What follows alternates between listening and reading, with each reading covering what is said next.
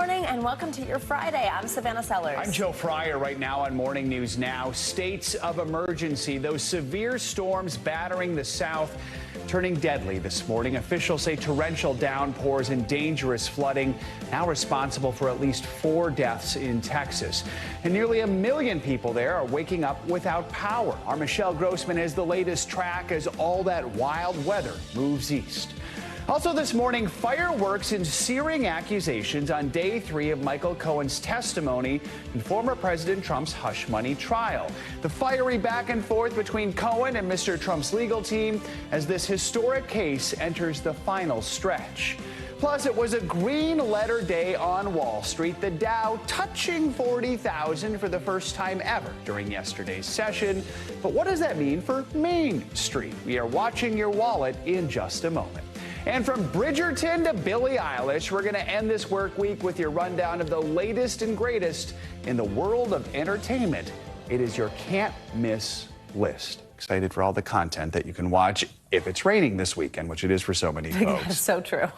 There you go. Stay in, watch these things. Yeah, we are going to begin this hour with the deadly weather that's delivering another devastating blow to the already soaked South. At least 4 people are dead and millions more are dealing with the cleanup in Texas and Louisiana after yet another round of torrential downpours and dangerous flooding.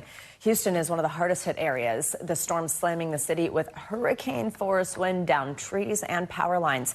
And that's where NBC News correspondent Priscilla Thompson is for us this morning. Priscilla, good morning. Savannah, good morning. It was a scary night for folks across southeast Texas as those severe thunderstorms rolled in. We're in downtown Houston, parts of which look like a disaster zone this morning. Take a look at this building behind me. As you can see, the entire side facade has crumbled. This is just some of the damage that people are waking up to. Parts of Texas and Louisiana underwater this morning after an intense night of storms left communities drenched and claimed the lives of at least 4 people in the Houston area. In East Texas, the Navasota River reached major flood stage, spilling into surrounding areas. High winds toppling trees and damaging downtown skyscrapers while knocking out power to more than 800,000 homes in Houston. The rain even coming through the roof during an Astros game at Minute Maid Park. Watch out for debris. More than 20 million people were impacted by the wet weather overnight. And with the soil saturated and rivers bursting in many areas after weeks of relentless downpours, the latest rain has nowhere to go. Here we go. Forcing some, like Angie Yarbrough, to pack up the only home she's ever known. I've cried and cried and cried about it. It's heartbreaking. So 48 years I've been down here. But I can't fight it anymore. I can't do it. The threat prompting a rare, high-risk excessive rainfall warning from the National Weather Service. It was quick, but it had some heavy downpours. From East Texas to western Louisiana, Houston Mayor John Whitmire sending out this urgent plea. Stay at home tonight, stay at home tomorrow, so we have an opportunity to go into a full recovery mode. Residents in hard-hit communities now wondering what comes next. What do the next couple months look like in terms of trying to get back on track? We don't know. And unfortunately, the bad weather isn't over just yet. As this storm moves east, there are millions who are at risk in Louisiana, Mississippi, and Alabama, with parts of the Gulf Coast potentially seeing up to a foot of rain by Saturday. Joe, Savannah. All right, Priscilla, thank you so much. Let's pick it up right there with everything else you need to know about this weekend's weather. Meteorologist Michelle Grossman is back with us now. Hey, Michelle, good morning. Hey there, guys. And we're going to continue to see that rain falling, water pouring from the sky, tropical downpours in the south. So the south continues to be soaked, but that's not the only spot. We're going to see rain all the way into the Tennessee Valley, the Ohio Valley, parts of the Northeast today. So lots of people needing the umbrellas today. Again, the focus will be along the Gulf Coast states. We're going to add on a severe weather threat there as well. We'll talk about that in just a minute. But not everyone is getting the rain. We have sunny and warm conditions, thankfully, in the Central Plains, parts of the Southern Plains, back to the Southwest. look how warm it is in the southwest. Some spots in Arizona near 100 degrees. And then to the northwest, we're looking at some rain, and we're also looking at the chance for some higher elevation snow. Record highs in the southeast as well. We're looking at temperatures into the 80s and 90s. Then as we near Saturday, we're still looking at strong storms. That's mainly throughout the southeast, the Carolinas. Heavy rain once again. So the flood threat does continue on Saturday. And notice that rain into the mid-Atlantic, the northeast, parts of New England as well. This is to kick off your weekend. Behind this system, we have Midwest warmth. It's going to be warm throughout the central and southern plains. Temperatures into the 90s. Keep that in mind, though. Lots of people without power in Texas, Louisiana. We're going to add in that heat tomorrow. That's going to be tough for many without air conditioning, and ample sunshine throughout the southwest. Still really warm on Sunday throughout the southern plains, so hopefully we can get the power restored there. Also looking at the chance for some rain in parts of the northern plains and into the Midwest. Rain and snow in the Intermountain West. Very hot once again in the southwest. Temperatures nearing 100 degrees in many spots. We're looking at dry northeast. That's good news, but the rain's still falling in parts of the southern parts of the mid-Atlantic into the Carolinas and also the southeast. So the Preakness, that's in Baltimore tomorrow. Unfortunately, we are looking at a wet forecast, a cool forecast as well. Occasional showers. That's going to make for a tricky track, and we're looking at temperatures only in the low 60s, well below normal for this time of year, and that's right around 4:30 tomorrow. Also do want to note that the PGA Championship we were just talking about, we do have some showers and thunderstorms in the forecast for today. So let's talk about those flood alerts, because we're looking along the central Gulf states from eastern Texas into Louisiana, Mississippi, Alabama. 8 million people impacted. We have a flood watch that is in the green, and flash flood warning. Where you see that maroon box, that means flooding is happening now or it's imminent. So we're going to be watching that very closely. This is life-threatening. We're watching the streams, the creeks, the rivers, and this is why. Heavy rain is falling. It's been falling for hours. This is a slow-moving system, and we're seeing rounds of really heavy rain. We're looking at that lightning, hearing the thunder in portions of the lower Mississippi Valley, the Gulf Coast, and that rain extends all the way to the Ohio Valley, where we're seeing pockets of heavy rain even there and throughout the Tennessee Valley. Because of that, we do have a flash flood risk. In addition to that flood alert, we're looking at rainfall rates of 2 inches per hour. Priscilla kind of touched upon this. We're looking at rainfall rates up to 8 inches in some spots. That's locally higher amounts. We could see 2 to 5 generally, but still could see 8 inches of rain in spots. We're looking at a moderate risk from Hattiesburg into Montgomery and also just north of Mobile. Again, lots of rain across the area, especially along the portions of southern Mississippi into Alabama. We're looking at locally 5 inches, but could see locally higher amounts. And we're looking at that rain all the way into the northeast. Let's talk about that severe weather threat, because we saw that yesterday with those straight line winds in Houston, all the damage that was done there. 7 million people at risk for damaging hail, winds gusting up to 60 miles per hour. That could bring down more trees, more power lines, and that could create more power outages, and also a few tornadoes are possible. And then, guys, tomorrow we're going to see that risk into the southeast, also the Carolinas, where 9 million people will be under the risk for severe weather on Saturday. Back to you. All right, Michelle, thank you so much. Thank you. Let's turn now to the hush money trial of former President Donald Trump. The prosecution's star witness, Michael Cohen, faced a scathing second day of cross-examination. Mr. Trump's defense team tried to paint him, as a serial liar in a case that appears to be nearing its conclusion. NBC News senior legal correspondent Laura Jarrett has the story. Good morning to you. Michael Cohen has been nearly unflappable on the witness stand as the defense tries to show this jury that he has changed his story about things big and small. The word lie used more than 50 times in court just yesterday. The jury may not remember every single defense attack line, but they only need one person not to buy his story. This morning, Donald Trump's hush money cover-up trial inching towards a final conclusion after a bruising cross-examination of his former fixer, Michael Cohen. The defense team trying to portray the state's key witness as a serial liar, someone who's misled Congress, prosecutors, a federal judge, and now this jury. Trump attorney Todd Blanche digging into a piece of Cohen's testimony from earlier this week, where he said he informed Mr. Trump by phone in October 2016 that his payoff of Stormy Daniels would soon be handled. Cohen originally told the jury he called Mr. Trump's bodyguard, Keith Schiller, who passed the phone to the former president. Blanche raising his voice Thursday, saying that was a lie. The jury then shown never-before-seen text messages suggesting a completely different explanation for the October call, that Schiller was helping Cohen cope with a teenage prankster at the same time. Blanche returning to a log showing the call in question lasted less than 2 minutes. Cohen appearing caught off guard, saying, "I believe I also spoke to President Trump and told him everything regarding the Stormy Daniels matter." Blanche shooting back, "We are not asking what you believe. This jury does not want to hear what you think happened." Cohen then later saying, "I don't recall telephone calls on a specific date going back to 2016. It was a fascinating day. Nearly all of the cross-exam this week squarely focused on Cohen's credibility, as he is the one who paid Stormy Daniels $130,000 on the eve of the 2016 election, and the only witness who has testified the former president directed Cohen to do it to protect the campaign, which Mr. Trump denies. Cohen's motive for lying about that now, according to the defense, payback. His own words on podcast episodes played for the jury. Revenge is a dish best served cold.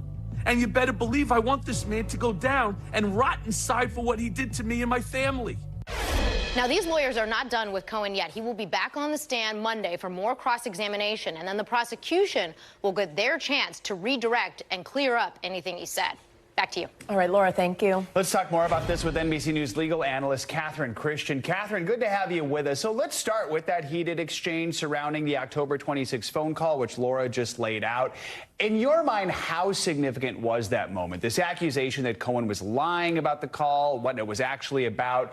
Could that put some doubt in the mind of at least one juror? It could. It was significant at the moment. I say at the moment because the prosecution will get an opportunity as soon as the cross-examination is over to redirect. And the purpose of redirect is to rehabilitate. I don't know what happened here because this has been a very long-term investigation.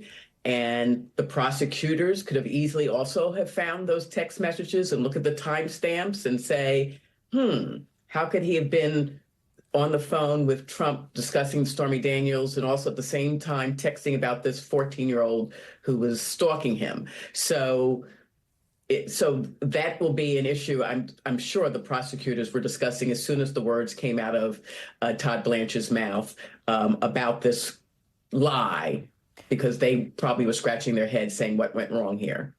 So, Catherine, we know Cohen is back for further cross-examination on Monday. And then after that, it's up to the defense to decide whether to call any witnesses. Mr. Trump's attorney mentioned they may call an expert witness, but that's still up in the air. What do you think? Do you think the defense needs to call any witnesses to firm up their case? No. And the expert witness they were going to call was an expert on federal election campaign law. And the judge said that witness cannot discuss the law. The only thing that witness can discuss is the Federal Election Campaign Commission generally. So if that's all the witness can discuss, what's the point of calling that witness? So that's why the defense was very non-committal about whether or not they were going to call that witness. And as to the defendant, most defendants do not testify. And I do not believe that this defendant is going to testify in this case. So, Catherine, in the event then the defense decides not to call any witnesses, the judge has told both sides, prepare for closing arguments as early as Tuesday. First, are you surprised this is moving so quickly? And then how do you think both sides are going to prepare and approach the closing? I'm not surprised because this particular judge, Judge Michon, moves things quickly. Judges really control the movement of how a trial goes, how their calendar goes. And he starts right on time at 9:30. He works a full day. So the prosecutors make sure they have all of their witnesses available. So if the defense does not call any witnesses, then yes, closing arguments could start on Tuesday. All right. And end on Tuesday. Exactly. There you go. And then we get to the jury. Catherine Christian, thanks for your time this morning. Appreciate it. Thank you. Well, the Biden administration is using executive privilege to block the release of audio recordings of the president's interview regarding classified documents with special counsel Robert Hur. NBC News Chief White House correspondent Peter Alexander joins us from outside the White House with the latest. Peter, good morning. Savannah, good morning to you. So there was a hearing on this very issue late yesterday, happened on the House Oversight Committee, and this thing got ugly quick, petty and personal. So what was it all about? The written transcript of President Biden's interview with the special counsel has been out since March, a couple of months ago. So we already know what the president said to special counsel Robert Hur.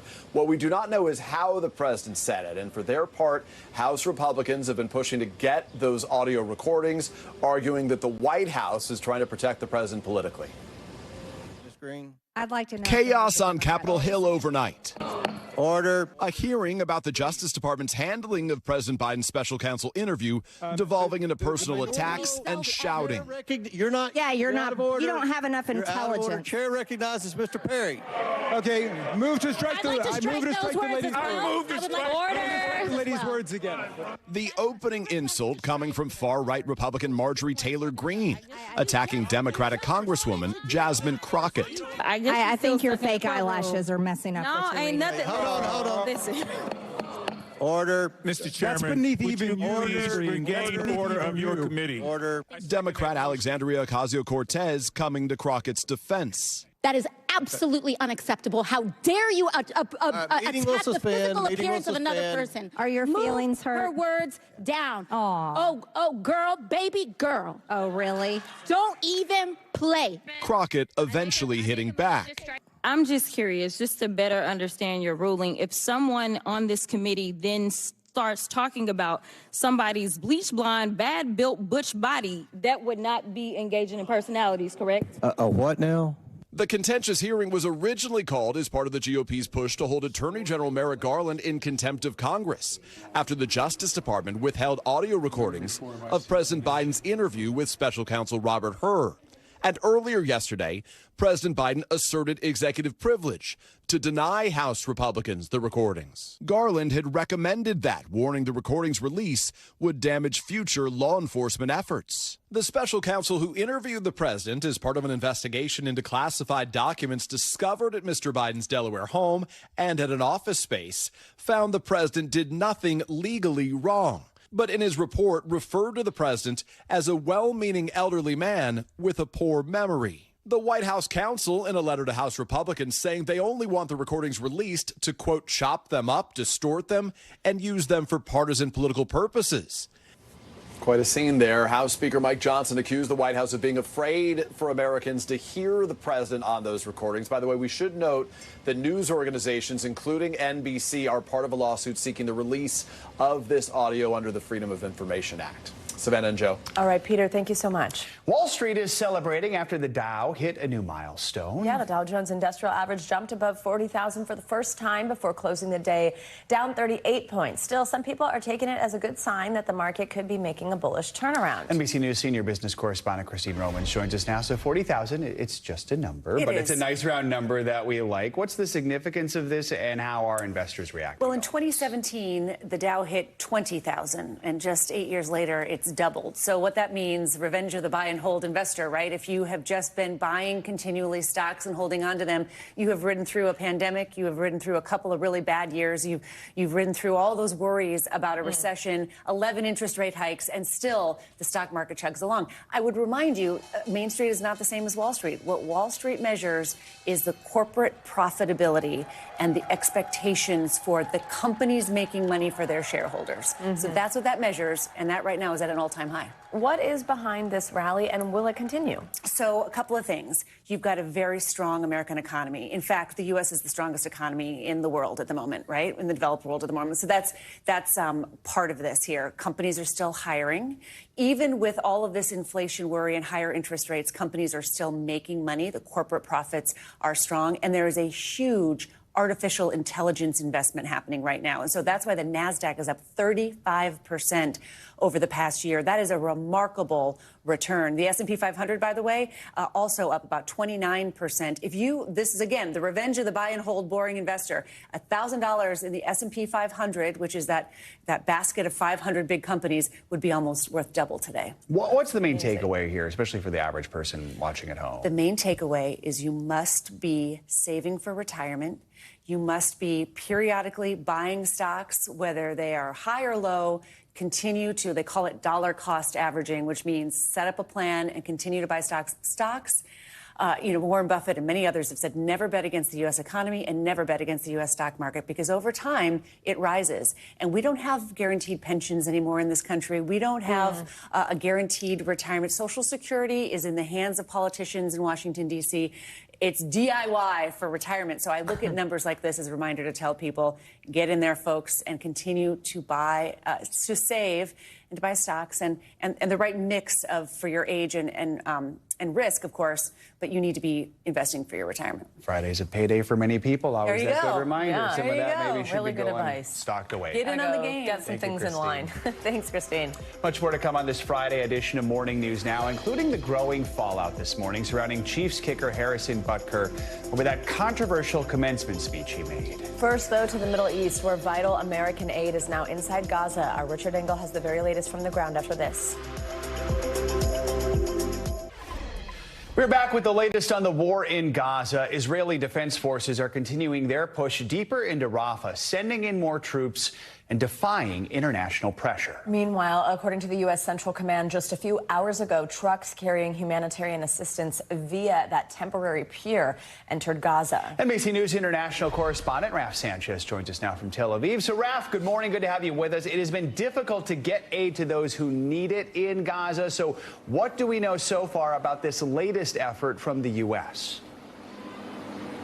Joe, Savannah, good morning. You'll remember that President Biden announced this temporary pier during his State of the Union address back in March. It is now operational and in place off the coast of Gaza, about 3 miles off the beach. The way this works is humanitarian aid ships come in from Cyprus. They dock at this pier. They unload. Smaller ships then carry the aid actually onto the beach. No American forces are putting boots on the ground in Gaza. But 3 miles off the coast, you are within range of the fighting happening inside the Strip right now. So Defense Secretary Lloyd Austin has acknowledged that there is a possibility that U.S. service personnel could come under fire from inside Gaza, that this is an active war zone, that they are potentially moving into harm's way. But the hope here is that when this pier is fully operational, it could bring the equivalent of 150 trucks worth of food and aid into Gaza every day. Now, that is a major boost in terms of getting aid in. But there is also a major deficit that the Rafah crossing, the main humanitarian lifeline from Egypt into Gaza, has been closed for more than a week now since it was seized by Israeli forces. There is an ongoing blame game happening between Israel and Egypt about whose fault it is that the crossing isn't reopening. But every day that it is closed, the shortages are getting worse, not just of food and medicine, but also of fuel, which is really the lifeblood for the aid distribution effort inside Gaza. Guys. And Raf, let's talk about this military operation. The Israeli Minister of Defense spoke to U.S. Defense Secretary Lloyd Austin about operations in Rafah. The IDF and Israeli Prime Minister Benjamin Netanyahu, they have been clear about their intention to move forward with this planned ground invasion in Rafah, no matter the international pressure. What did we learn that's new from this meeting?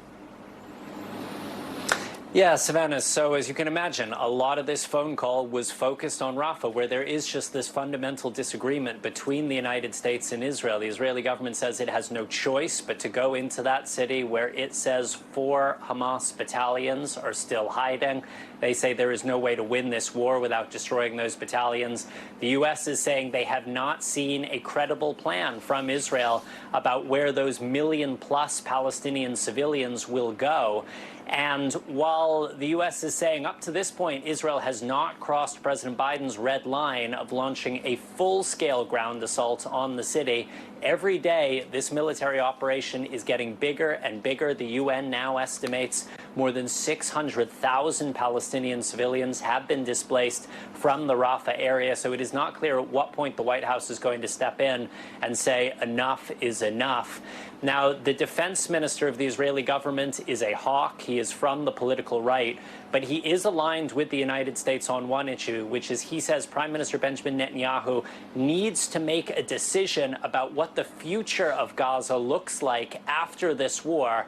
We are 7 months into this conflict now, and Prime Minister Netanyahu has been very reluctant to sketch out any details about what he sees the future of Gaza looking like. And the U.S. has said that there is no way to win this war through military means alone. There has to be a political plan to secure the peace, a plan that the Prime Minister has not shown the world yet. Yeah, I mean, Raf, Israel has been defending its offensive not just in the court of public opinion, but this morning at the International Court of Justice after South Africa accused the country of genocide. Are these accusations having any impact on Israel and its strategy? So they are and they aren't, Joe. It's a really good question. We have seen the Israeli government become much more proactive about getting humanitarian aid into Gaza since the start of these proceedings at the International Court of Justice. We've seen Israel open up new crossings. They are cooperating with the U.S. on this temporary pier. And then at the same time, despite these court proceedings, despite opposition from the U.S., blanket opposition from Europe and other parts of the world, Israel is moving ahead with this offensive in Rafah. And remember, guys, it's not just the International Court of Justice that Israel is concerned about. The Israeli government is deeply, deeply worried that the International Criminal Court could issue arrest warrants for Prime Minister Netanyahu, for the defense minister, for senior Israeli generals. Now, if that happens, it would put Netanyahu in a pretty undesired club alongside President Vladimir Putin of Russia, who is accused of war crimes in Ukraine. It doesn't mean that Netanyahu would face immediate arrest, but it could make it quite difficult for him to travel to Europe, to other places that are signatories to the International Criminal Court, because in theory, he could be arrested upon arrival. Guys. All right. Raph, thank you so much. Thank you. Let's get more international news now. An Algerian man was found alive after disappearing 26 years ago. NBC News international correspondent Claudio Lavanga has that and some other world headlines. Claudio, good morning. Joe, Savannah, good morning. Well, that's right. Authorities in Algeria say that a man who's been missing since 1998 has been found 26 years later, well, in his neighbor's cellar. Now, Algeria's Ministry of Justice says the Algerian man disappeared when he was 19 years old during the country's bloody civil war and was thought to have been kidnapped or killed. But earlier this week, he was found alive in a sheepfold hidden by haystacks near his home, where he's been held captive by his neighbor, a 61-year-old doorman who's now been arrested. And let's go to Egypt, where a new research offers a possible explanation to two questions that have been unanswered for thousands of years. How did the ancient Egyptians move limestone blocks weighing up to a ton without having wheels to build the pyramids? And why are the pyramids built in the remote desert? Well, now research published on Thursday provides new evidence that a now extinct branch of the River Nile was weaving through that landscape where the pyramids are today. Now, that waterway will have made it easier and allowed the stones to be transported, but that doesn't take away how difficult it must have been to put them on top of each other. And let's end this tour of the world in the Samoan Passage in the depths of the Pacific Ocean, where scientists spotted a rare deep-sea squid. Scientists from Australia and the UK were deploying free-baited cameras to the bottom of the ocean when, at a depth of more than half a mile, a deep-sea squid caught up with a lander. Now, the scientists think the squid assumed the camera was prey and tried to startle it with his bioluminescent headlines before wrapping its arms around it. Now, in the end, it looks like the squid was trying to catch the camera while it was caught on camera. Now, before I let you go, guys, I also caught something on camera. Let me show you two very special tourists, Ron and Patricia. I don't know, Savannah, whether you recognize them. Your parents. Do you know who they are? Well, let me tell you something. No, stay here, guys. No, let me tell you something. Now, they told me that they love the headlines so much they decided to come to Rome specifically to the square to see it live. That's exactly. I mean, Claudio, they said. Who cares about Rome? Who cares about Claudio, they told me, we're in Rome. Can we go see Claudio? They asked me that. So there you go. Hi, Mom and Dad. Miss you guys. Hope you're having a good trip. Always in the same place at the same time. They can't hear right now, which is why they're not responding to their daughter talking to them. But move over. I'll take good care of that. Now we're going to go and have a nice espresso. We've now got Love you Claudio's guys. courtyard. Thanks, Claudio. Bye. All right. Still ahead this morning, we are taking a close look at the complicated relationship between police and the communities they serve. Yeah, after the break, we will sit down with the director of a new documentary that's putting that relationship under the microscope to discuss how looking to the past could hold the keys to the future. Stay with us. Welcome back this morning. A Texas man convicted of murdering a Black Lives Matter protester is out from behind bars after being pardoned. Texas Governor Greg Abbott issued a full pardon yesterday for former Army Sergeant Daniel Perry following a unanimous recommendation by the state's Board of Pardons and Paroles. Perry had been in state prison on a 25-year sentence since his conviction last year for the murder of Garrett Foster. Perry admitted to shooting Foster while he was working as a rideshare driver in downtown Austin during a Black Lives Matter protest in 2020. Foster was armed at the time of the shooting, and Perry's attorneys claimed the shooting was an act of self-defense. Prosecutors say Foster was legally armed. In a statement, Governor Abbott said the pardon followed a review of Perry's personal history and the facts surrounding the shooting. A new documentary out this morning works to unpack the complicated history of policing in the United States. Yeah, it's called Power, and as the title suggests, the film looks at the authority that local law enforcement has in their communities, as well as the responsibility they carry. Yancey Ford directed the film. He joins us now. We're lucky to have him with us. Yancey, good morning. So I know your film is a deep dive into police forces in America, which dates back centuries. What was the biggest thing you learned? What surprised you the most? So good morning, Joe. Good morning, Savannah. I think that what surprised me the most is that policing really doesn't originate from this concept of protecting and serving people or of enforcing the law. There are really 3 points of origin in policing that you'll see explained in Power. The first are slave patrols that began in 1704 in the Carolina colonies. The second is the use of the military as a militia to clear indigenous people off their land in the West as the country moved westward. And the third was, police working as strikebreakers as new immigrants to the United States who were not yet considered white, the Irish, Italian, and Greek immigrants, for example.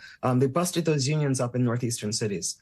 So those 3 points of origin are really the starting point for the film as we go through the 300 years of history of policing in this country. And this conversation has really been front and center over the past few years because of some events we've seen here in the U.S. Tell us some specific things that inspired you to do this now.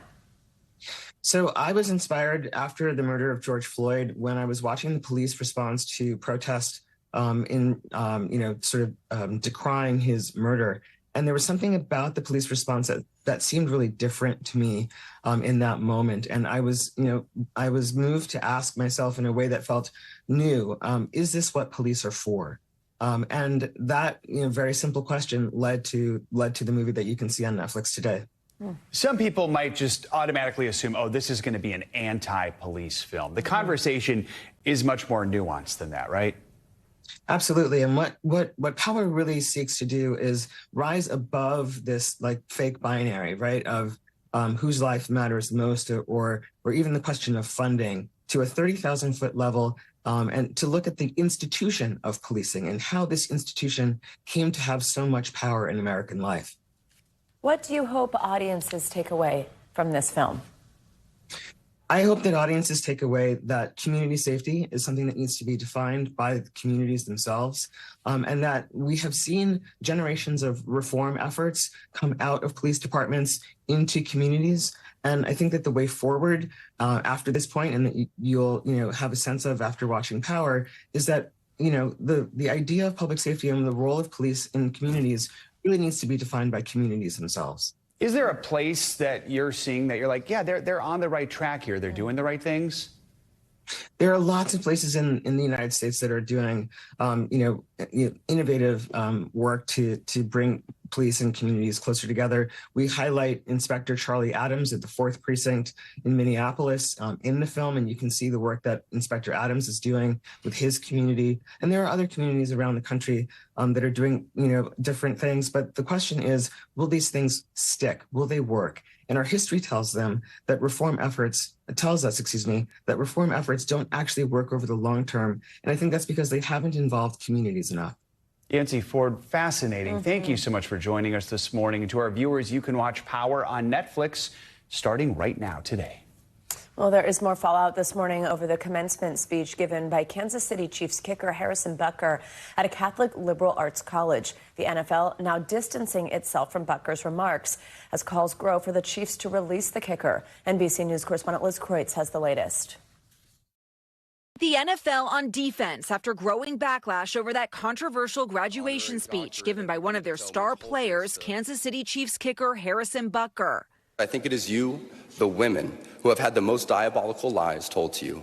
In the speech at Benedictine College, the 28-year-old Super Bowl champ criticizing LGBTQ+ rights and abortion, IVF, and surrogacy, while encouraging the young women graduates to focus on being a homemaker. Some of you may go on to lead successful careers in the world, but I would venture to guess that the majority of you are most excited about your marriage and the children you will bring into this world. Despite a standing ovation from the crowd, many slamming the speech as homophobic and sexist. Getting married and having kids is not my ideal situation right now. It definitely made graduation feel a little less special, knowing I had to sit through that and get told I'm nothing but a homemaker. The NFL, which is coming off a year of record female viewership amid hype over Taylor Swift's relationship with Bucker's teammate, Chiefs tight end Travis Kelce, now distancing themselves from Bucker. The league saying in a statement, Bucker gave a speech in his personal capacity. His views are not those of the NFL.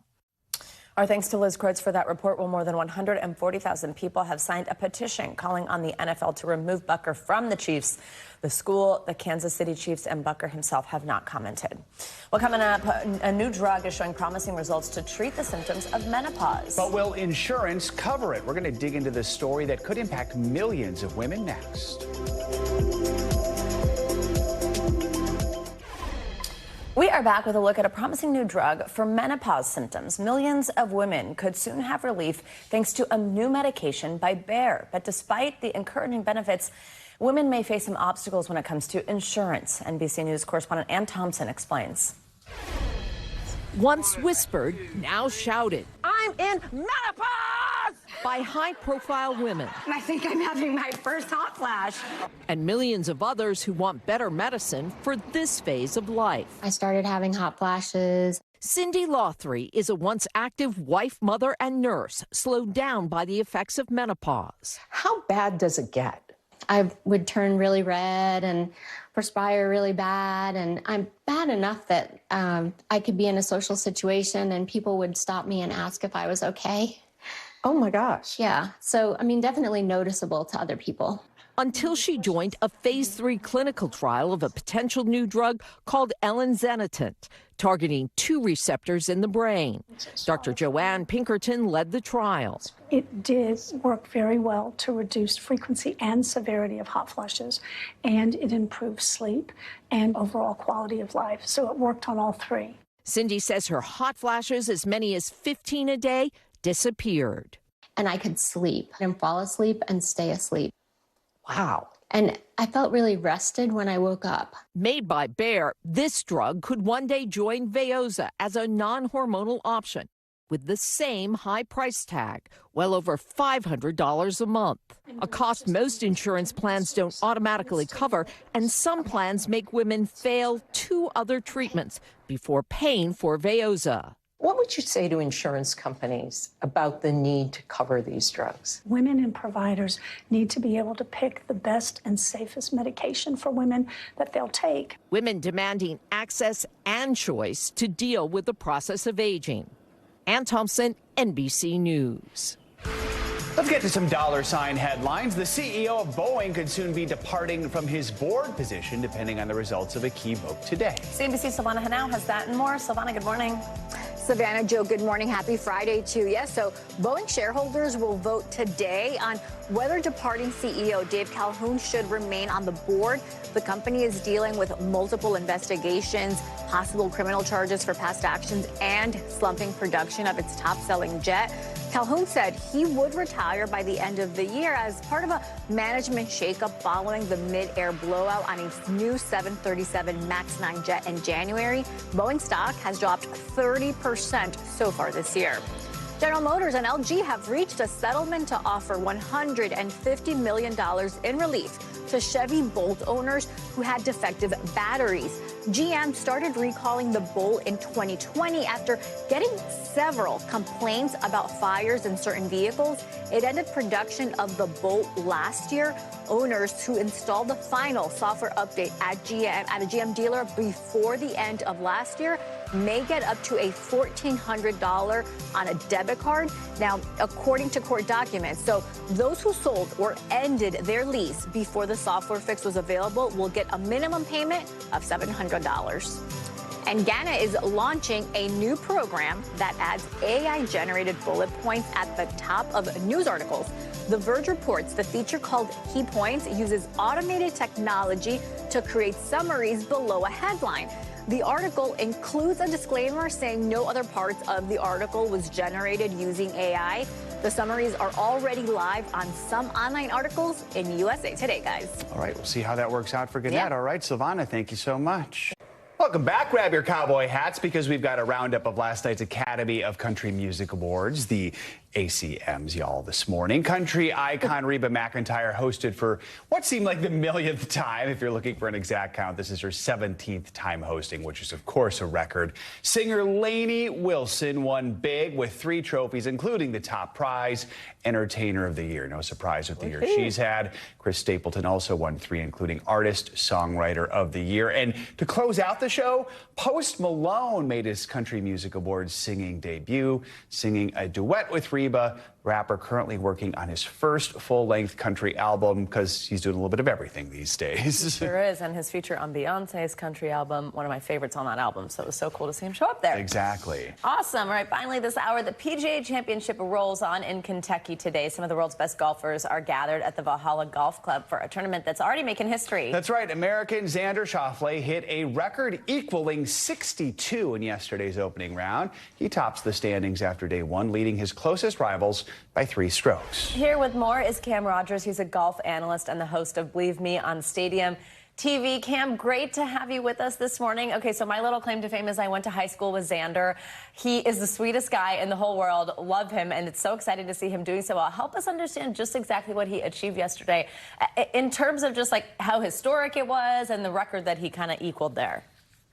Hey guys, great to be with you. Yeah, truly a historic day for Xander Schauffele. By the way, I picked him to win the Masters. I think I cursed him then. I did not pick him this week, so I did the reverse curse, all right? So one of 3 players in history to shoot a 62 in a major. By the way, Schauffele has done it twice. He did it last year at the U.S. Open at LA Country Club. I will caution everybody out there, this is far from over because Xander had that great first round at the U.S. Open last year. He faded to T10. So there are plenty of rounds to go here, but number 1 in the field in strokes gained tee to green, number 1 in putting.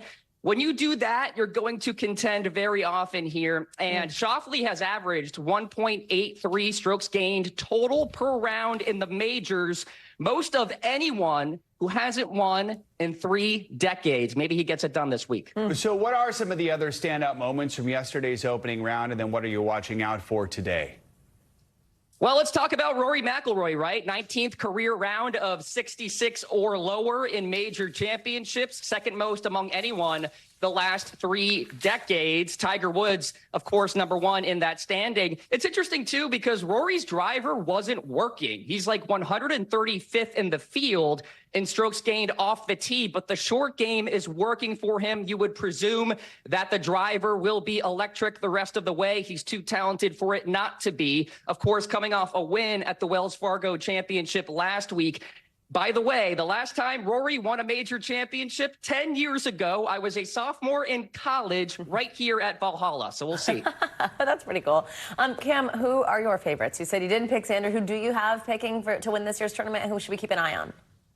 Yeah, keep an eye on Max Homa. This is a guy who contended at the Masters not too long ago. And prior to that, he had struggled in major championships. He was my pick to win going in. He's floating around on the leaderboard right now. And don't count out the defending champion, Brooks Koepka. He's lurking there on the leaderboard right now. And, of course, hopefully you didn't curse anyone there this time. Hopefully not. Everyone always wants to know about Tiger Woods. How are things going for Tiger? Not so great, to be honest with you guys. Good news, though, it was his best opening major since 2022. The bad news is he's 10 shots off the lead, and he's not really doing anything well right now. It's been an absolute grind for Tiger here in 2024, and the main reason why is he just doesn't have enough competitive reps under his belt. So it takes him like 5 holes to get used to major championship competition. You factor in the fact that he's got the back issue, the leg issue. So imagine this. Everybody's at one starting gate. Tiger's like 5 steps behind because he has all of these other ancillary issues and variables that he has to deal with. But I am hoping for the sake of ratings, we see him on the weekend. Yeah, for the sake of ratings. That's if nothing else. Yeah. All right. Cam Rogers, thank you very much. Great to get to talk to you about this. Enjoy watching this weekend. Thank you. It's going to do it for this hour of Morning News Now. Don't go anywhere, though. The news continues right now.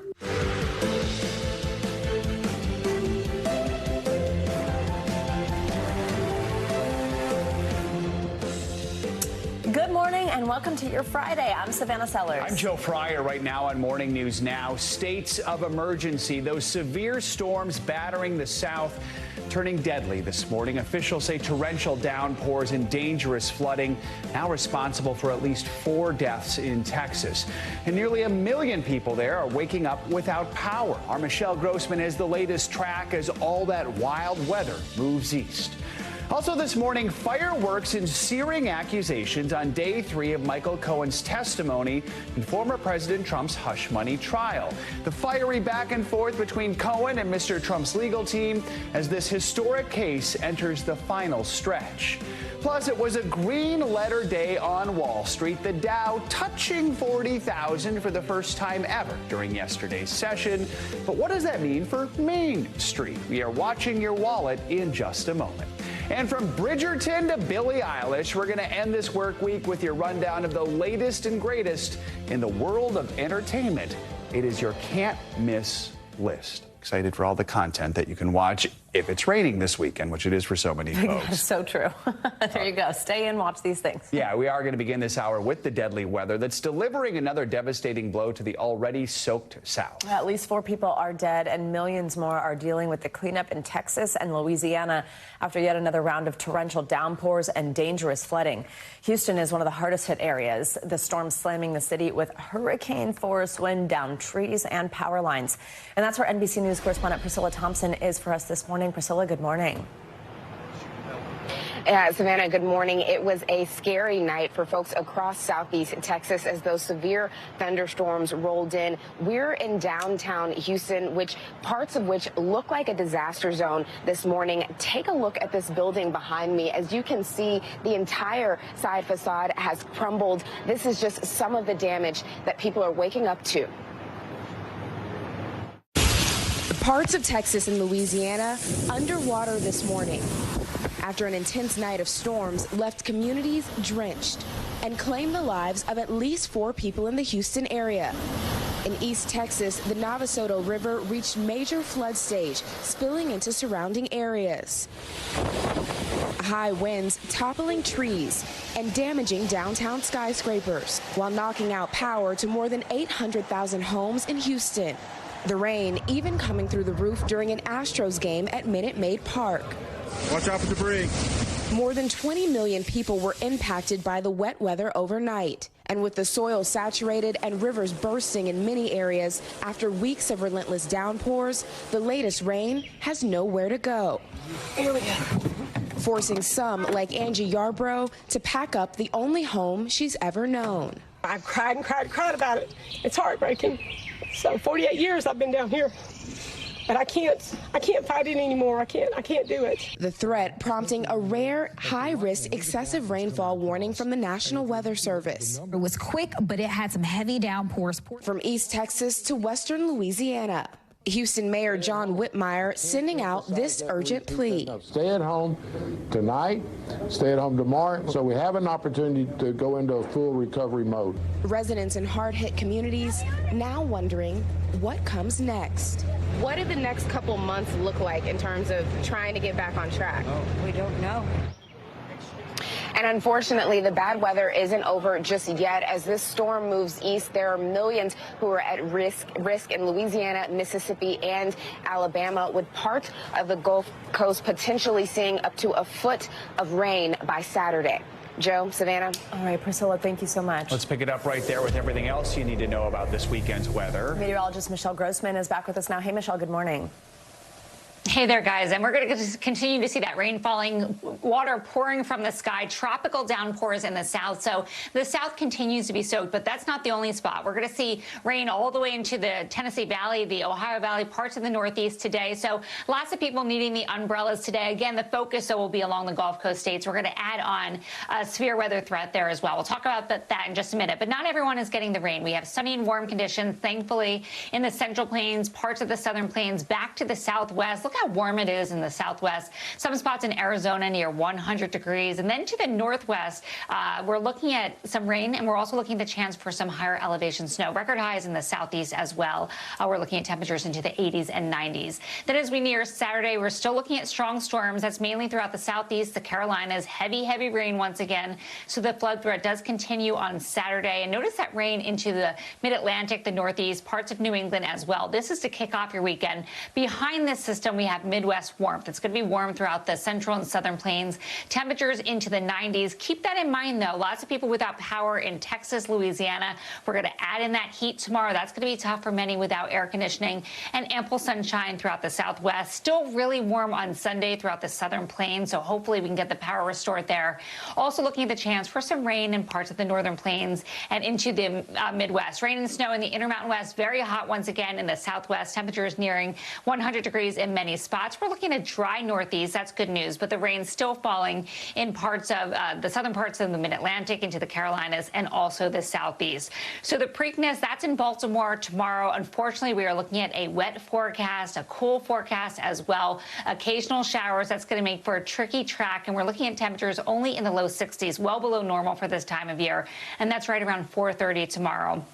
Also do want to note that the PGA Championship we were just talking about, we do have some showers and thunderstorms in the forecast for today. So let's talk about those flood alerts, because we're looking along the central Gulf states from eastern Texas into Louisiana, Mississippi, Alabama. 8 million people impacted. We have a flood watch that is in the green, and flash flood warning. Where you see that maroon box, that means flooding is happening now or it's imminent. So we're going to be watching that very closely. This is life-threatening. We're watching the streams, the creeks, the rivers, and this is why. Heavy rain is falling. It's been falling for hours. This is a slow-moving system, and we're seeing rounds of really heavy rain. We're looking at that lightning, hearing the thunder in portions of the lower Mississippi Valley, the Gulf Coast, and that rain extends all the way to the Ohio Valley, where we're seeing pockets of heavy rain even there and throughout the Tennessee Valley. Because of that, we do have a flash flood risk. In addition to that flood alert, we're looking at rainfall rates of 2 inches per hour. Priscilla kind of touched upon this. We're looking at rainfall rates up to 8 inches in some spots. That's locally higher amounts. We could see 2 to 5 generally, but still could see 8 inches of rain in spots. We're looking at moderate risk from Hattiesburg into Montgomery and also just north of Mobile. Again, lots of rain across the area, especially along the portions of southern Mississippi into Alabama. We're looking at locally 5 inches, but could see locally higher amounts. And we're looking at that rain all the way into the northeast. Let's talk about that severe weather threat, because we saw that yesterday with those straight line winds in Houston, all the damage that was done there. 7 million people at risk for damaging hail, winds gusting up to 60 miles per hour. That could bring down more trees, more power lines, and that could create more power outages, and also a few tornadoes are possible. And then, guys, tomorrow we're going to see that risk into the southeast, also the Carolinas, where 9 million people will be under the risk for severe weather on Saturday. Back to you. All right, Michelle, thank you so much. Thank you. Let's turn now to the hush money trial of former President Donald Trump. The prosecution's star witness, Michael Cohen, faced a scathing second day of cross-examination. Mr. Trump's defense team tried to paint him, as a serial liar in a case that appears to be nearing its conclusion. NBC News senior legal correspondent Laura Jarrett has the story. Good morning to you. Michael Cohen has been nearly unflappable on the witness stand as the defense tries to show this jury that he has changed his story about things big and small. The word lie used more than 50 times in court just yesterday. The jury may not remember every single defense attack line, but they only need one person not to buy his story. This morning, Donald Trump's hush money cover-up trial inching towards a final conclusion after a bruising cross-examination of his former fixer, Michael Cohen. The defense team trying to portray the state's key witness as a serial liar, someone who's misled Congress, prosecutors, a federal judge, and now this jury. Trump attorney Todd Blanche digging into a piece of Cohen's testimony from earlier this week, where he said he informed Mr. Trump by phone in October 2016 that his payoff of Stormy Daniels would soon be handled. Cohen originally told the jury he called Mr. Trump's bodyguard, Keith Schiller, who passed the phone to the former president. Blanche raising his voice Thursday, saying that was a lie. The jury then shown never-before-seen text messages suggesting a completely different explanation for the October call, that Schiller was helping Cohen cope with a teenage prankster at the same time. Blanche returning to a log showing the call in question lasted less than 2 minutes. Cohen appearing caught off guard, saying, "I believe I also spoke to President Trump and told him everything regarding the Stormy Daniels matter." Blanche shooting back. "We are not asking what you believe. This jury does not want to hear what you think happened." Cohen then later saying, "I don't recall telephone calls on a specific date going back to 2016. It was a fascinating day. Nearly all of the cross-exam this week squarely focused on Cohen's credibility, as he is the one who paid Stormy Daniels $130,000 on the eve of the 2016 election, and the only witness who has testified the former president directed Cohen to do it to protect the campaign, which Mr. Trump denies. Cohen's motive for lying about that now, according to the defense, payback. His own words on podcast episodes played for the jury. "Revenge is a dish best served cold. And you better believe I want this man to go down and rot inside for what he did to me and my family." Now, these lawyers are not done with Cohen yet. He will be back on the stand Monday for more cross-examination, and then the prosecution will get their chance to redirect and clear up anything he said. Back to you. All right, Laura, thank you. Let's talk more about this with NBC News legal analyst Catherine Christian. Catherine, good to have you with us. So let's start with that heated exchange surrounding the October 26 phone call, which Laura just laid out. In your mind, how significant was that moment? This accusation that Cohen was lying about the call, what it was actually about. Could that put some doubt in the mind of at least one juror? It could. It was significant at the moment. I say at the moment because the prosecution will get an opportunity as soon as the cross-examination is over to redirect. And the purpose of redirect is to rehabilitate. I don't know what happened here because this has been a very long-term investigation. And the prosecutors could have easily also have found those text messages and look at the timestamps and say, how could he have been on the phone with Trump discussing Stormy Daniels and also at the same time texting about this 14-year-old who was stalking him. So that will be an issue I'm sure the prosecutors were discussing as soon as the words came out of Todd Blanche's mouth about this lie, because they probably were scratching their heads saying what went wrong here. So, Catherine, we know Cohen is back for further cross-examination on Monday. And then after that, it's up to the defense to decide whether to call any witnesses. Mr. Trump's attorney mentioned they may call an expert witness, but that's still up in the air. What do you think? Do you think the defense needs to call any witnesses to firm up their case? No. And the expert witness they were going to call was an expert on federal election campaign law. And the judge said, that witness cannot discuss the law. The only thing that witness can discuss is the Federal Election Campaign Commission generally. So if that's all the witness can discuss, what's the point of calling that witness? So that's why the defense was very non-committal about whether or not they were going to call that witness. And as to the defendant, most defendants do not testify. And I do not believe that this defendant is going to testify in this case. So, Catherine, in the event that the defense decides not to call any witnesses, the judge has told both sides, prepare for closing arguments as early as Tuesday. First, are you surprised this is moving so quickly? And then how do you think both sides are going to prepare and approach the closing? I'm not surprised because this particular judge, Judge Michon, moves things quickly. Judges really control the movement of how a trial goes, how their calendar goes. And he starts right on time at 9:30. He works a full day. So the prosecutors make sure they have all of their witnesses available. So if the defense does not call any witnesses, then yes, closing arguments could start on Tuesday. All right. And end on Tuesday. Exactly. There you go. And then we get to the jury. Catherine Christian, thanks for your time this morning. Appreciate it. Thank you. Well, the Biden administration is using executive privilege to block the release of audio recordings of the president's interview regarding classified documents with special counsel Robert Hur. NBC News Chief White House correspondent Peter Alexander joins us from outside the White House with the latest. Peter, good morning. Savannah, good morning to you. So there was a hearing on this very issue late yesterday, happened on the House Oversight Committee, and this thing got ugly quick, petty and personal. So what was it all about? The written transcript of President Biden's interview with the special counsel has been out since March, a couple of months ago. So we already know what the president said to special counsel Robert Hur. What we do not know is how the president said it. And for their part, House Republicans have been pushing to get those audio recordings, arguing that the White House is trying to protect the president politically. I'd like to know. Chaos on Capitol Hill overnight. Order. A hearing about the Justice Department's handling of President Biden's special counsel interview devolving into personal attacks and shouting. You're not. Yeah, you're not. Order. You don't have enough You're out of order. intelligence. Chair recognizes Mr. Perry. Okay, move to strike the. I'd like to I move to strike strike those the words lady's as well. I move to I would strike like the lady's words again.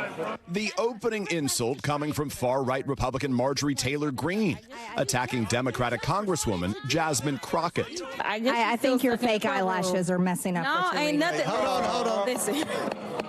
Order. Mr. Chairman, that's beneath even the order of your committee. Order. Democrat Alexandria Ocasio-Cortez coming to Crockett's defense. That is absolutely unacceptable. How dare you attack the physical appearance of another person? Are your feelings hurt? Her words down. Aww. Oh, girl, baby girl. Oh, really? Don't even play. Crockett eventually hitting back.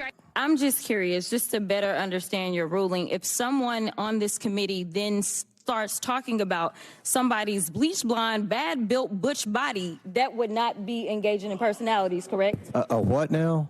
The contentious hearing was originally called as part of the GOP's push to hold Attorney General Merrick Garland in contempt of Congress after the Justice Department withheld audio recordings of President Biden's interview with Special Counsel Robert Hur.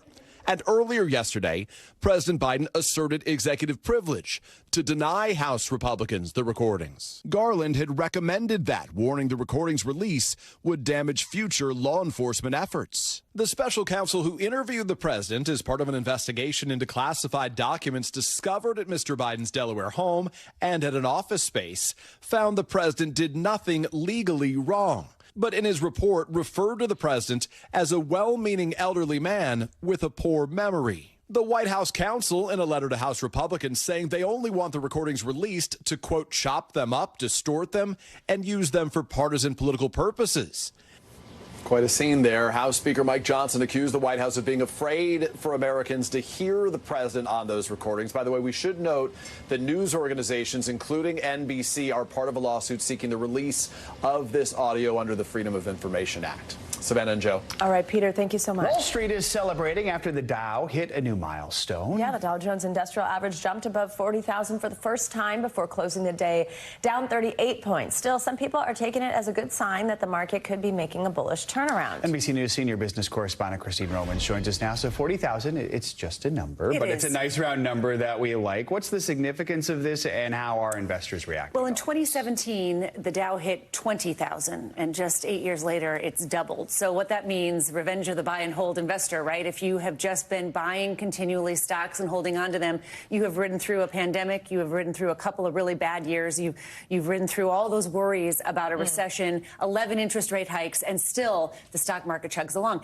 I would remind you, Main Street is not the same as Wall Street. What Wall Street measures is the corporate profitability and the expectations for the companies making money for their shareholders. So that's what that measures, and that right now is at an all-time high. What is behind this rally, and will it continue? So a couple of things. You've got a very strong American economy. In fact, the U.S. is the strongest economy in the world at the moment, right? In the developed world at the moment. So that's part of this here. Companies are still hiring. Even with all of this inflation worry and higher interest rates, companies are still making money. The corporate profits are strong, and there is a huge artificial intelligence investment happening right now. And so that's why the NASDAQ is up 35% over the past year. That is a remarkable return. The S&P 500, by the way, also up about 29%. This is, again, the revenge of the buy and hold boring investor.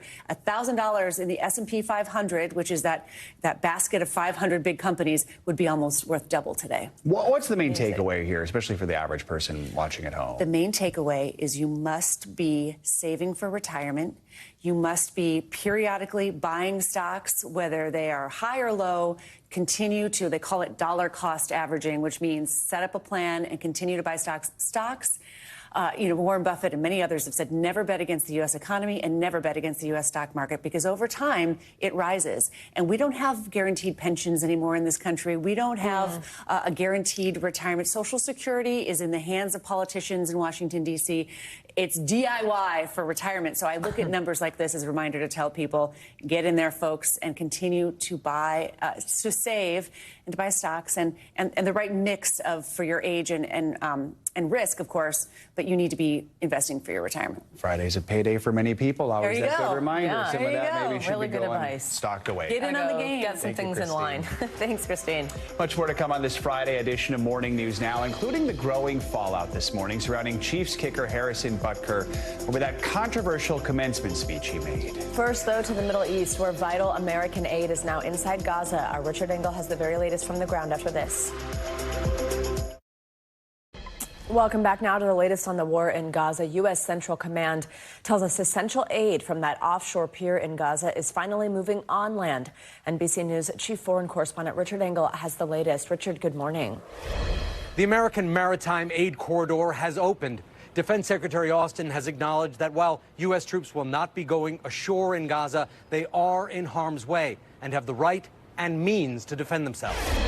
With an American pier now anchored off the coast of the Gaza Strip, U.S. Central Command said this morning that trucks containing humanitarian assistance began moving ashore in Gaza, but that no American troops set foot on the ground. The aid is being shuttled from the pier to the coast in trucks on landing craft. American troops remaining on the pier. The Israeli military is coordinating the effort and has secured the landing area. Humanitarian groups say there are faster, more efficient ways to send supplies into Gaza, by land with trucks. But convoys are increasingly being blocked and sometimes attacked by Israeli settlers and extremists. They say as long as Hamas holds hostages, Gaza should not receive aid. Some of the trucks come from neighboring Jordan, and senior Jordanian officials tell NBC News that the Israeli army has failed to address the problem. In Gaza, Palestinian-American doctor Adam Hamawi says aid of all kinds is urgently needed in Rafah, in southern Gaza, where he's volunteering. And when we talk about civilian population, specifically the children, who are really innocent of anything that's going on, I see little kids running around that are basically skin and bones. The food becomes an issue where everyone is basically having a minimal meal a day, if any. The UN says more than 630,000 Palestinians have been forced to flee from Rafah since Israel intensified military operations in the city a week ago, despite warnings from President Biden of the risk of civilian casualties. Israel's defense minister said more troops are heading into Rafah and that they are, quote, wearing Hamas down. The U.S. military expects to deliver about 90 trucks of aid per day from the pier, with the number growing to 150 as operations move forward. Richard, thank you. More international news now. Spanish police say they completed a drug bust they're calling one of their biggest ever. NBC's Claudio Luvango has that in other world headlines. Hey, Claudio, good morning. Savannah, Joe, good morning. Well, that's right. The police in Spain say that on Thursday they confiscated the largest amount of methamphetamines in the country's history. Now, the police say they seized 1.8 tons of the illegal drug and dismantled the distribution network of the Mexican Sinaloa cartel. 5 people were arrested in the operation, a Mexican national identified by the police as the group's leader, 3 Spanish people, and 1 from Romania. Police officer Antonio Martinez celebrated what he called the eradication of this group, which operated in the Valencia region. Let's go to the Vatican now, where new guidelines on supernatural phenomena were presented today. Reports of apparitions and other supernatural phenomena have soared in recent years, especially through social media.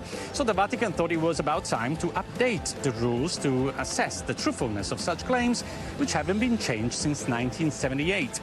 The new guidelines introduce 6 new degrees of judgment, from positive to negative, so no longer just yes or no, therefore a more flexible take on apparitions and similar phenomena. The new document states these phenomena sometimes enrich faith and devotion, but also warn that in other cases they can be used for power, fame, notoriety, and personal interest. And let's end this tour of the world in Australia, where the country's richest woman asked the National Gallery to remove her portrait.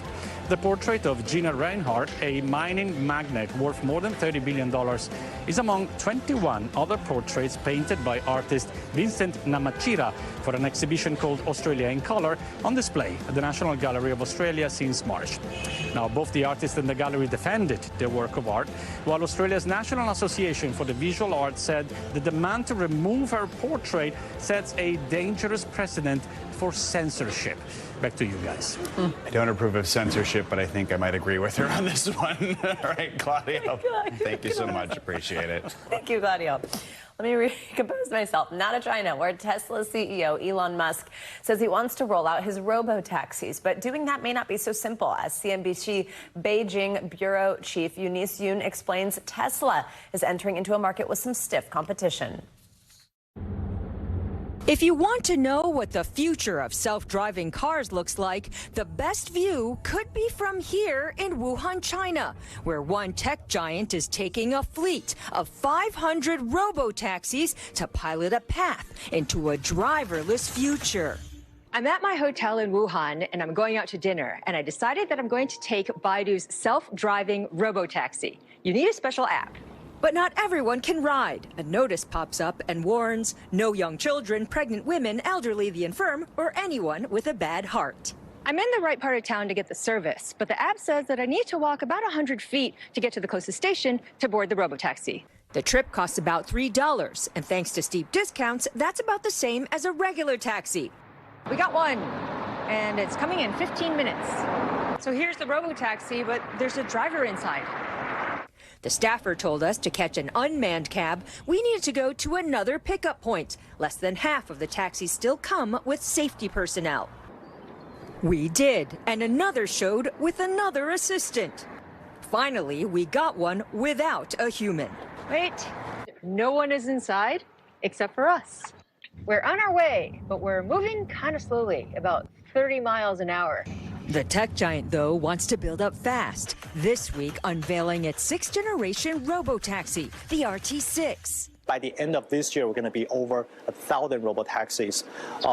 We currently runs about 800,000 orders per quarter. The price, $28,000, is half the cost, the one I'm in.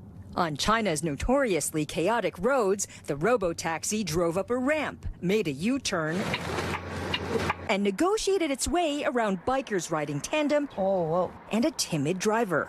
So the rules state that no one can be in the front seat, and there really isn't any way that you yourself can take control of the car. We do have sort of what we call SOS, or customer representative connection in our app, so that if there's any issue, people can call us, and then we can control the car on behalf of the passenger.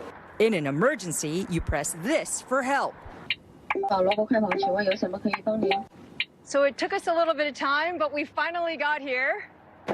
The Baidu Robo service is 24/7, and it looks like the car is going to go off for another trip. Eunice Yoon, CNBC, Wuhan, China. Coming up, the growing fallout this morning surrounding that Chiefs kicker who made headlines this week after a controversial commencement speech. After the break, the fiery debate that's kicking up dirt on both on and off the field. Stick around, that's next. We are following breaking news this morning. The world's #1 golfer, Scottie Scheffler, is charged with assault after he was arrested outside of the PGA Championship in Louisville. Jail records show Scheffler is charged with second-degree assault of a police officer, criminal mischief, reckless driving, and ignoring signals from police. ESPN broke this story, reporting it all happened when Scheffler drove toward the entrance of the Valhalla Golf Club, where traffic had been stopped after a fatal accident. Now, in a statement from Scheffler shared by the PGA, Scheffler says he was caught up in the chaotic situation this morning, and the charges are all a big understanding of what he thought he was being asked. He said he never intended to disregard any police instructions and hopes to put this incident aside and focus on golf today. Scheffler's attorney says multiple eyewitnesses have confirmed he did nothing wrong, that he never assaulted an officer with his vehicle, adding they're going to litigate this and that he'll be exonerated. The start of round 2 was delayed by PGA officials this morning because of that fatal accident, but it is now underway. In fact, Scheffler has already teed off. We will have the latest throughout the day here on NBC News Now.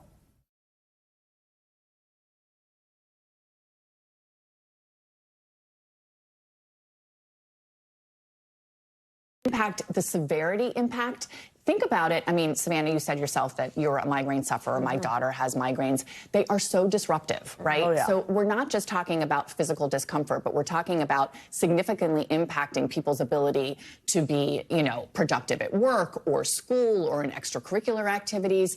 And migraine can be associated with some other medical issues. So it's not a small deal. A significant proportion of this country has migraine sufferers. So for people who are listening to this, maybe they're like not totally sure. I think a lot of people who suffer from migraines know the best way to try to prevent their own or know what their triggers are, or maybe they're like me and they have a prescription medication for them. Right. But for people who are kind of like, okay, is there anything that can be done here? Is there? Well, you mentioned triggers, and I think one of the first most important things, and anyone who has migraine is probably like, yes, this is intuitive, but if you can identify your triggers, whether it's alcohol or chocolate or sleep deprivation, huge things like that, certain dietary things, you want to try to avoid those.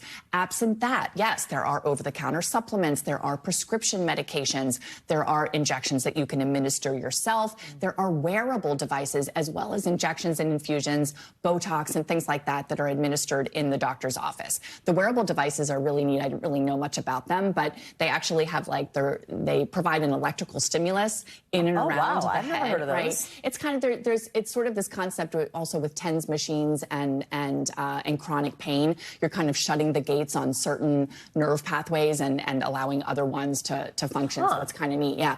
Something to talk to your doc about if you are having worsening symptoms, because there are really a lot of treatments out there, but you need to be with a migraine specialist. What this study is showing, does it seem like this is something doctors are actually observing too? Like doctors have been like, yeah, this is definitely a thing. Yes, I haven't specifically, reached out to my neurology colleagues, but I can tell you that probably at least 50% of my patients have migraine, and they are significant. And, maybe that number has increased over the last couple of years, but when a patient has a migraine and they are true migraine sufferers, I mean, just the sheer number of migraines you can get in 1 month, you can see how that can impact your quality of life so significantly. Yeah, I get 6 of my medications a month, and it's often not enough, which then makes me, I feel, get more migraines because stress is a trigger for me, and I'm like so worried about getting them. You bet. It's terrible. All right, Dr. Azar, important info. Thank you so much.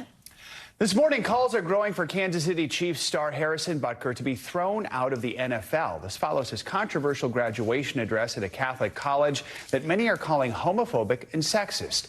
NBC News correspondent Liz Kreutz has the latest on the fallout.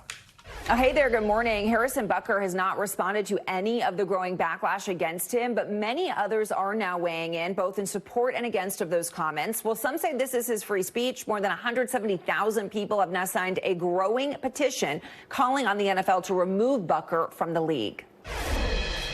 This morning, the fallout over Kansas City Chiefs kicker Harrison Butker's graduation speech growing. From the NFL to a founder of Benedictine College, the school where he gave the address, more people now speaking out after Butker's firebrand speech, encouraging women to become what he says is one of the most important roles, homemaker. Some of you may go on to lead successful careers in the world, but I would venture to guess that the majority of you are most excited about your marriage and the children you will bring into this world. The NFL has said Butker doesn't represent its views, and the Chiefs have not commented. But overnight, Tavia Hunt, the wife of Chiefs chairman and CEO Clark Hunt, writing, affirming motherhood and praising your wife, as well as highlighting the sacrifice and dedication it takes to be a mother, is not bigoted.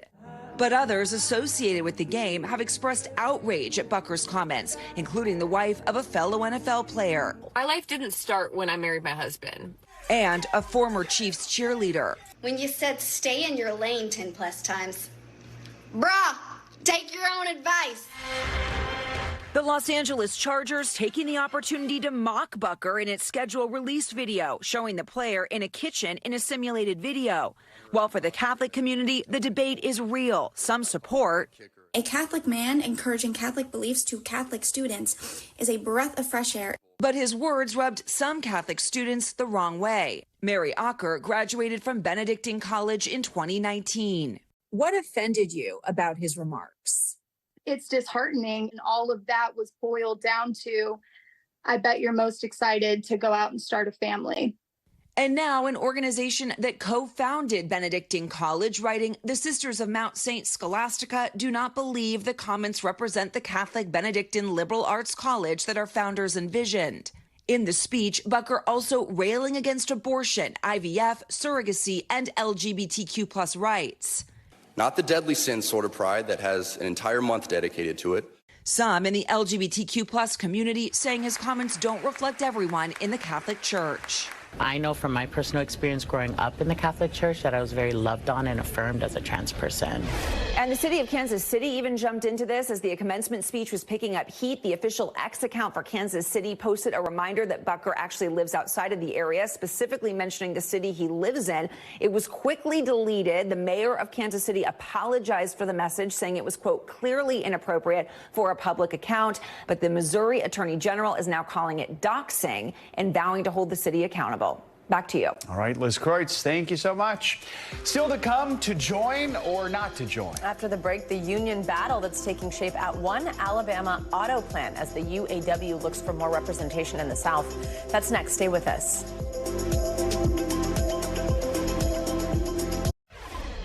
Welcome back. More than 5,000 auto workers at a Mercedes-Benz plant in Alabama voted this week on whether to join the United Auto Workers Union. The final results are expected to be released today. This comes nearly a month after workers at a Volkswagen plant in Chattanooga voted to join the union as it looks to organize more than a dozen automakers across the U.S. For more on this, we are joined by Bloomberg News and Business Week labor reporter Josh Idelson. Josh, good morning. Thanks very much for joining us. So this effort in Alabama, it's all part of the union's larger plan to organize auto plants in the historically non-union South.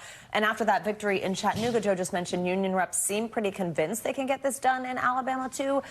Tell us why now in terms of how the union got to this point. So the strikes last fall secured record victories against the big three companies. Under new leadership, this recently reinvigorated union has had a new case to make at some of these plants in the South where the union experienced a series of defeats. Workers in Detroit got raises of up to a third or more. We've seen workers in lots of industries at major companies that had never in recent decades had unionization, like Starbucks and Amazon and Apple and Microsoft successfully organizing over the past couple years. And Shawn Fain, the new president of the UAW, has talked repeatedly about the potential for a domino effect as one plant helps fuel a victory at another. The contract victories in Detroit helped lay the groundwork for this ambitious effort the union is making now to organize at 14 companies and organize up to 150,000 other auto workers. The victory at Volkswagen was an important step there, but workers have reported much more significant opposition from Mercedes than at Volkswagen. And so whether the union can win in Alabama is a more revealing test in many ways of what could happen next. Yeah, and in the wake of all this week, the governor of Alabama signed into law a bill punishing union-friendly employers. Companies could potentially lose economic incentives like grants, tax breaks, loans as a result. What's behind this push to discourage unionizing? I would guess it would face some sort of perhaps legal There is almost certain to be a legal battle over this law because of the way that federal labor law for the whole country's private sector preempts, in many cases, states from doing things to make it directly easier or harder to unionize. But it's legislation, as you said, designed to discourage companies from making it easier for workers to organize. In the U.S., most big companies don't try to make it easier for workers to organize, though. At Mercedes, workers have alleged that there have been regular mandatory anti-union meetings, that there have been firings of people because of their support for the union. Mercedes has denied wrongdoing, but that kind of conflict we're likely to see at many of these companies where the union is organizing. Yeah, on that, Mercedes has rejected claims that it's prevented organizing efforts in Alabama specifically. But so later today, we get these results. How significant a win would it be if workers at this Mercedes plant do vote to join the UAW? That would be a victory for the UAW at Mercedes, would be one of the union's most important victories in decades. And it would buoy their efforts at other plants at companies like Hyundai and BMW. Josh Idelson, thank you very much for joining us. We appreciate it. Thank you. The Paris Olympics are 10 weeks away, but this weekend we could get a sneak peek at the Summer Games as the biggest names in gymnastics, including the one and only Simone Biles, compete in Connecticut. NBC's Stephanie Gosk is at the arena with more on what to expect. The 5 highly coveted spots on the USA women's gymnastics team have yet to be set, and this is one of the final chances that these gymnasts have to show off their stuff. But this is also history in the making this weekend in Hartford, because there will be 3 Olympic all-around gold medalists competing at the same time at the same meet. For the United States of America, Simone Biles. There you go, Suni Lee. And it's a Gabby gold. They are the names that have cemented the United States' dominance in gymnastics for more than a decade. Now, this weekend, an unprecedented moment with 3 women's Olympic all-around gold medalists competing at the same event. I think that's going to provide some really interesting dynamics, since it's 3 completely different eras of gymnastics. Simone as splendid as ever. The Core Hydration Classic marks Simone Biles' first competition of 2024. After she told Savannah and Hoda last fall she hoped to punch her ticket to her 3rd Olympic Games this summer. Yeah. How secure would my bet be if I were betting on you going to Paris? Yeah, I think you'd be pretty lucky, Hoda. The 27-year-old proved she was better than ever last year, collecting her 6th world all-around title. It marked her return to the sport 2 years after a mental block known as the twisties led her to withdraw from most of her events at the Tokyo Olympics.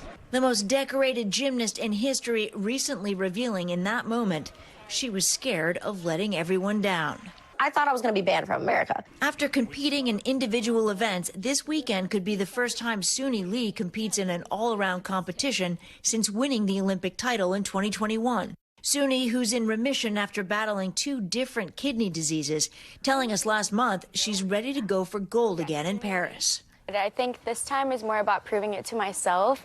I've had to deal with so much the past 3 years. It's been 12 years since Gabby Douglas shot to stardom at the London Games, becoming the first U.S. gymnast to win gold in all-around and team competitions. Now she has an eye on making her first Olympic team 8 years after helping lead the U.S. to gold in Rio. If you truly love what you do, then go for it. Never let someone's limited view limit you. Her comeback got off to a shaky start last month, but she managed to qualify for championships, keeping her in the conversation for Paris. Gabby posting after that meet, "Hard days are the best because that's when champions are made." But the star power this weekend doesn't stop there. This will be the first meet of 2024 for 6-time world medalist Shilese Jones. She will be joined by defending Olympic floor champion Jade Carey, Tokyo silver medalist Jordan Childs, and 2-time world medalist Sky Blakely, all of them ready to soar and hopefully land themselves on Team USA. This is the final qualifying competition before the championships, which are set to take place in Texas in just a couple of weeks. That's followed by the trials at the end of June, and that is when the Olympic team will be set. Back to you. All right, Steph, thank you. You can watch the Core Hydration Classic tomorrow starting at 7 p.m. Eastern on CNBC and Peacock. That sounds fun. That might be something that you can't miss because it's Friday. We're going to tell you what else you can't miss. Time for your weekly list. After the break, a full rundown of the latest and greatest in the world of entertainment. That includes a new album from Billie Eilish getting some great reviews, obviously. Stay with us. This is Morning News Now. Welcome back. A rogue raccoon decided to try his paw at soccer. The furry invader ran onto the field in the middle of a match between the Philadelphia Union and the New York City FC at Subaru Park in Pennsylvania. The game had to be paused. Joe really should be reading this with all this little lesson here. As the menacing midfielder dodged staff members who were trying to trap him in a trash can, as you can see. Rakino, as he was nicknamed, was eventually captured but managed nearly 3 minutes on the field on Wednesday. Major League Soccer think that may be a record for a raccoon. He's been drafted. He's so large. Yeah. It's kind of a I went to scary college with raccoon, very actually. large raccoons. They were like Great Danes that would stand in the pathway and just stare you down as you were going to class. So, all right. Finally this hour, it's Friday, which means it's time for our weekly Can't Miss list. This is all the shows, movies, and music that's coming out this week and that you just can't miss. And NBC New York digital reporter Kay Ingram joins us now with what you can't miss. All right, so let's start off with the film that's getting a lot of buzz. If it is a film by John Krasinski, what should we know about this one? Well, you should know that you're definitely going to want to bring the whole family. It's super fun, family. You mentioned John Krasinski, and we're getting a little office reunion. and Steve Carell's in there. You just saw, there he goes. There's the big purple monster, whose name is actually Blue. That's voiced by Steve Carell. You've got a lot of heavy hitters. So in addition to Steve Carell, you've also got Ryan Reynolds, you've got Awkwafina, Emily Blunt, Bradley Cooper. Krasinski said that he and his wife Emily actually wanted to create a film for their daughters, which I love, like Parents of the Year award. And so you're going to love it because it's about like a long young time girl. coming, right? He was like working on it for a long time. Yes, he's been working on it. He got the idea back in the pandemic or early like lockdown. Yeah. And he was like, look, how do we remind kids that it's okay to grow up and know that you can still be imaginative? So we find a young girl who goes out and she has these superpowers. She can see imaginary friends. That's what IF is for. And she tries to figure out a way to reunite the forgotten ones with their former kids. So it's cute. It's That's fun. really cute. Oh, IF, imaginary friends. There you go. I had that same moment. They probably also realized their kids shouldn't watch A Quiet Place, so they're like, we better make something for them. Hello. Very true. I can barely watch A Quiet Place. Okay, now, and I love horror movies. Okay, now to not for kids. Tell us about Babes. Ooh, oh my gosh. Okay, so this one I'm really excited about. My comedy queen, Michelle Buteau. We've also got Broad City's Alana Glazer. And the two ladies here, they are besties. So they grew up together. And we find out that they go on two very different paths and journeys into motherhood. One of them, more specifically, there's the moment she finds out on a shrooms trip that she's pregnant from a one-night stand, and that's the facepalm moment, right? So now she has to figure out how to navigate that. And these two ladies, I mean, they are besties in real life, so it's awesome to see them. Yeah, they like tie in, you know, real life motherhood into this. This is a great like go out with your girlfriends, have a good time. You know you're gonna get the laugh. So I'm really excited for Babes. It is in theaters today. All right, let's move to streaming. Bridgerton is back. They have not run out of children, so now we have it's Colin and Penelope this time, right? Which is we've been building to this. We've been excited for these two. Not to mention, it's been 2 years, if you can believe that, since we last had a Bridgerton. So the fans have been waiting, and they're gonna have to wait a little bit longer because we've got 2 parts for Bridgerton. How much is out now? Just a few episodes? 4 episodes. So you can binge those. Those are binge-worthy certified. You can binge those. And then you've got another 4 episodes coming out June 13th. The main logline, I'm just going to keep it short. Girl meets boy. Boy becomes best friends with girl. Girl falls first. Boy falls harder. Oh, I didn't know that. All right. Hey, that was a great tease. Okay, also, let's talk about good for Penelope. Let's talk about The Big Cigar. Ooh, okay. So The Big Cigar, lot of thoughts on this one. But first, let's just start off by saying, you know, it is based on a true story, okay? A big-time movie producer finds a way to help out Huey P. Newton. He is an African-American political activist of the time, and he helps him to escape to Cuba by basically constructing this idea to make it seem like he's in a movie. So if it's giving Argo feels, it's it's from the same peeps who did it. So, yeah. There you go. Similar storyline. They really like that. All right, we got about a minute and a half left. Let's quickly talk about this Amy Winehouse biopic that's out. I've seen it on the video wall on the subway, and I'm a little... How you feeling? I agree. Unsure, right? Yeah. Well, I mean... I love her, to be clear. But, same. And I got to tell you, when I first saw the trailer come out, I was so excited because it's freaking Amy Winehouse, right? We miss her. She's so great at what she does. This is a biopic.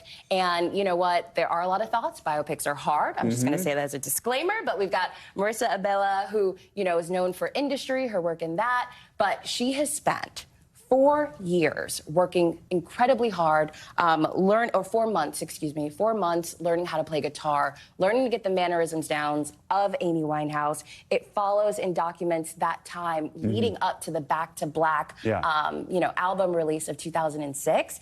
And it's supposed to be through her eyes, through Amy's eyes. You know, the lyrics are inspired and used to help craft this biopic. So you're going to get a lot of Amy, and you're probably going to hear a lot of hot takes. We've only got a few seconds left, but we got to talk Billie Eilish. We have to. Okay. Third album out now. You can stream it. It dropped at midnight. You're getting old Billie, blue hair Billie, but you're also getting mature Billie Eilish.